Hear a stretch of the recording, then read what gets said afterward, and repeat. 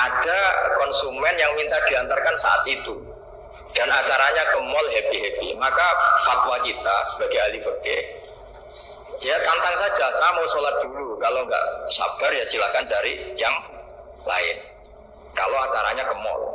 Tapi kalau acaranya kelahiran atau transfusi darah atau mau nganterin darah ke pasien yang sudah koma, maka kita langsung, karena ibadah sosial itu didahulukan mengalahkan ibadah yang haknya Allah, karena Allah itu zat yang tidak butuh ibadah kalian.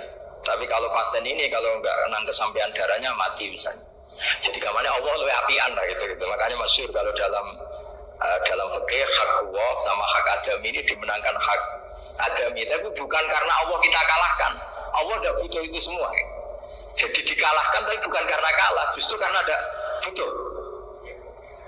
Ya ibarat gini lah, Allah itu saking baiknya. Baiknya Allah kan pasti di atas orang tua kita, itu pasti jauh lagi. Baiknya Allah pasti di atas orang tua kita. Orang tua kita saja baik, apalagi Allah.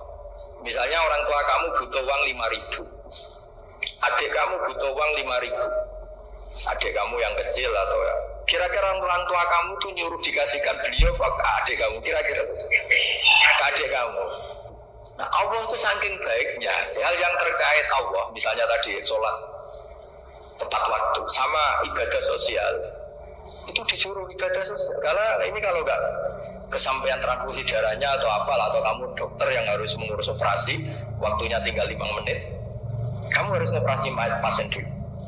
Karena Allah bisa menerima sholat kamu. Nah, tak terangkan lagi ini fikih terus. Lalu sholat yang apa? Kalau sholat itu antara maghrib dan isya, dan nanti yang terlambat itu maghrib, kita ngikuti ulama yang mengatakan jika ada darurat, maka maghrib dan isya boleh dijamak meskipun tidak atas nama pergi. Kan jarak kamu kan tidak jarak masafatu qasrin.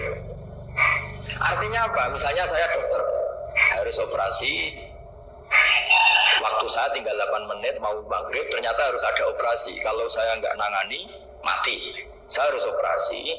Dan nanti waktu saya maghrib habis itu tidak harus dikatakan qadha atau yang mengeluarkan maghrib dari waktunya. Bisa saja menurut ulama dianggap boleh dijamak takhir dengan isya, karena kondisinya masih waktu jam'in. Itu juga zuhur dengan asar.